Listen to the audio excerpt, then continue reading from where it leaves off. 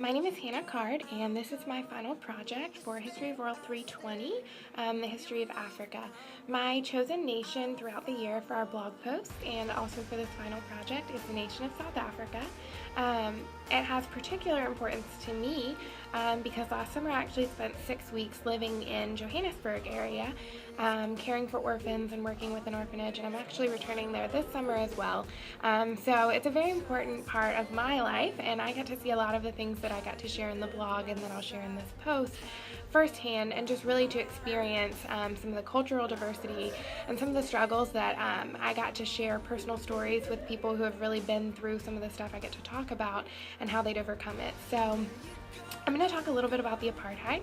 Many of you may not have ever heard of it, and I hadn't really much until I went to Africa, but most of you have probably heard of Nelson Mandela, and our videos this week talk a little bit about him and his role in overcoming the apartheid and how we've kind of sensationalized him, and that was definitely true during my time in Africa.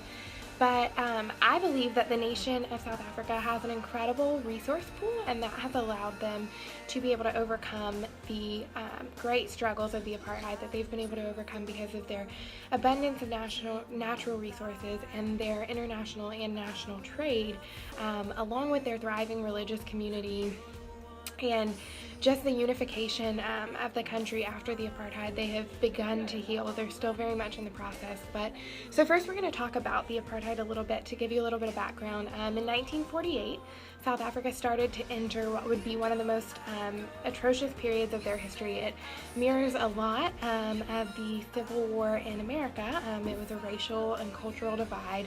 The Afrikaans National Party won the general election, and their slogan for the general election was apartheid, which generally translates just to separation and segregation.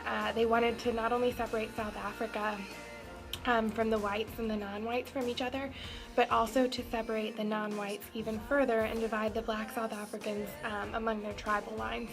And so that began, and by 1950, apartheid had become an official law in the country. And through that time, there was incredible segregation, very similar to our civil rights marches. There were marches. I actually got to visit a church this summer where the black South Africans were hiding out, and white police officers came and shot through the church building. It's called Regina Mundi in the area of Pretoria and Johannesburg, and the police officers had actually shot through the building. There's still bullet holes there. Got to visit the memorial of the first child to be shot in that march. And so they mirror a lot of our history, a lot of brokenness, a lot of cultural divide, a lot of segregation. But one of the really cool things is, much like America has been able to rise back to a successful nation, and we're still working to overcome that racial tension and those struggles that we faced, South Africa is in that same process. And unlike a lot of nations that we see that fall and fail and never really truly recover, I would make the claim that South Africa is recovering and is becoming a successful nation again, like I said, due to their the abundance of their natural resources, thriving national and international trade, along with a thriving religious community. One of the things that I got to see a lot of this summer is the abandoned gold mines in South Africa. They have an abundance of coal and gold, and they would mine it on the side of the road, and then when they were done, they would leave that mine abandoned. And so you see that as a part of their cultural and geographic landscape, that they're constantly in the process of mining and using that for national and international trade. And so that's helped to keep their nation alive and successful.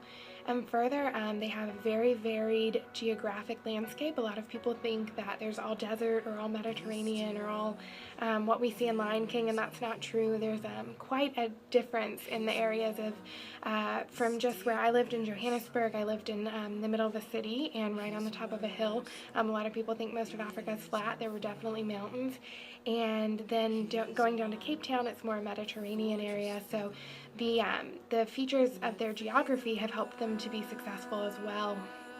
And then their natural resources have helped with their international and national trade. After the apartheid laws were finally broken down in 1970, after 20 years of apartheid struggle, they agreed to trade more within their country to help support other regions of their country. And so that was very helpful for helping them overcome. And then finally, their religious community, unlike a lot of the areas that we have studied, is thriving. The Joshua Project says that only About 7 out of 62 of their people groups are unreached with the gospel, and about 77% of South Africans identify as Christians. And I would attribute probably most largely their success in overcoming the apartheid to their religious involvement. The second largest religion in South Africa is Islam, but Christianity has increased at least 10 times the amount that Islam has in the last 10 years. And I really believe that the Lord has just given the nation a hope and has blessed them abundantly with natural resources and the ability to trade through that, and that through that and their hope and the unity that they seek, that they'll be able to become a thriving nation again. I'm so excited to be involved in some mission work and get to see some of that happening, watching some cultural reconciliation and different things. So that's just a little bit of the history of Africa. I have shared so much more on my blog and in my papers, and I would love for you to give them a shot and read them. I hope that you guys have enjoyed this class as much as I have, and have a wonderful rest of your semester.